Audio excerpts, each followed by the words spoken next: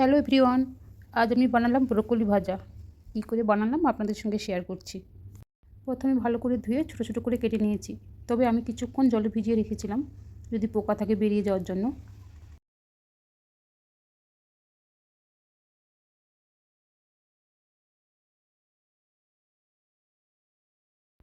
প্রথমে ব্রোকলিগুলো গরম জলে হলুদ আর লবণ দিয়ে সেদ্ধ করে নেব, তবে পুরো সেদ্ধ করব না, 50% সেদ্ধ করব।